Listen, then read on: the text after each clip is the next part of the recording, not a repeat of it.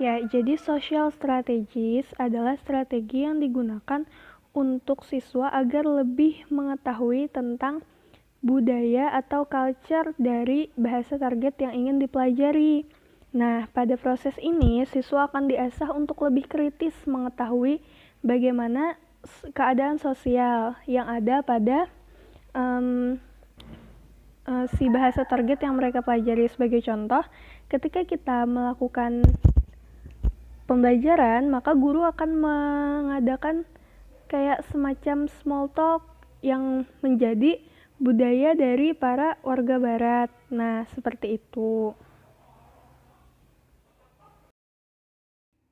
Ya, yang selanjutnya adalah assessing style and strategies in the L2 classroom. Jadi, dalam menentukan gaya dan strategi selama pembelajaran, kita bukan hanya harus mengkontak kepada siswa atau melihat pada siswa, tapi juga harus bisa mengarahkan bahwa strategi pembelajaran itu juga harus cocok kepada guru atau pengajar.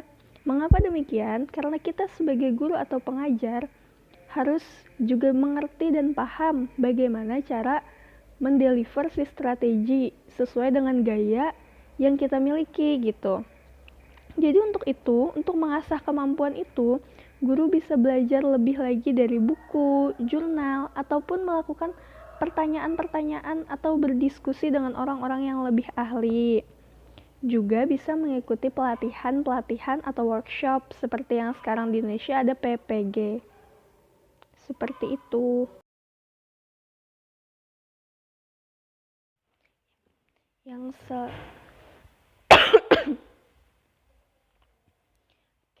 selanjutnya, attending L2 instruction and strategies, strategy instruction to learner style needs. Jadi menyesuaikan instruksi dan strategi dalam pembelajaran sesuai dengan gaya yang kita perlukan atau gaya siswa sesuai dengan kebutuhan gaya siswa.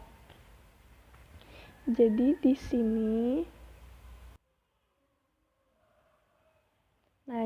sini karena kan kita dalam satu kelas memiliki sekitar 20 sampai 30 siswa, dan dari siswa-siswa tersebut mereka pasti memiliki gaya-gaya yang berbeda, gaya pembelajaran yang berbeda. Mungkin ada yang lebih dapat memahami dengan cara visual, atau ada yang dengan cara membaca saja mereka sudah paham, ataupun dengan cara mendengarkan.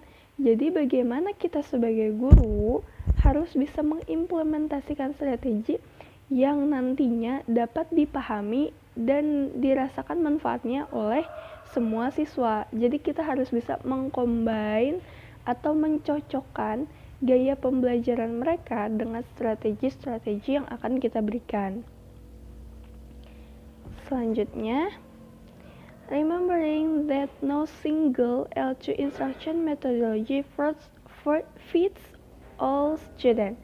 Jadi maksudnya kita harus mengingat sebagai guru bahwa nggak ada atau tidak ada satu metodologi yang bisa cocok dengan semua murid. Karena tadi murid itu memiliki gaya pembelajaran yang berbeda, jadi nggak bisa dipaksakan bahwa satu strategi itu harus cocok dengan semua. Karena itu, kebanyakan guru akan menyediakan beberapa strategi yang nantinya apabila tidak cocok dengan satu atau sekelompok orang ini, maka akan digunakan strategi lain yang bisa mengcover mereka agar mereka bisa paham dan bisa menjalankan pembelajaran dengan baik. Selanjutnya,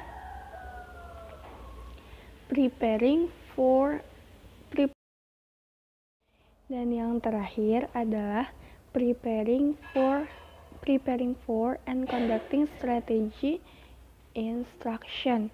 Jadi di mana di sini guru harus bisa mempersiapkan lebih dulu dan melakukan instruksi strategi. Ketika kita melakukan persiapan di rumah, kita tuh sudah mempersiapkan strategi apa yang akan kita deliver ke murid-murid kita. Misalnya, kita ingin menggunakan strategi akronim. bagaimana nih caranya agar mempermudah kita ketika memberikan strategi akronim itu. Misalnya di rumah kita sudah memprint out kata-kata yang ingin kita jadikan search-nya agar mereka bisa mendapatkan targetnya dari kata-kata tersebut. Misalnya kayak tadi kita print kata-kata small, habis itu fast dan lain sebagainya. Jadi ketika di kelas kita sudah bisa menunjukkan kata-kata tersebut. Jadi si murid tinggal memberikan respon terhadap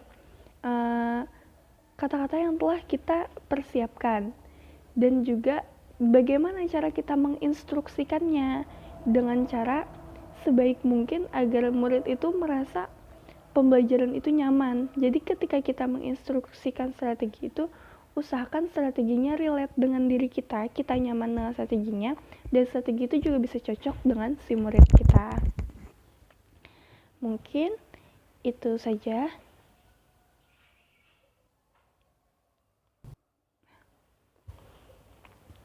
Ya, mungkin itu saja penjelasan dari saya. For the next material will delivered by Sastia. Thank you.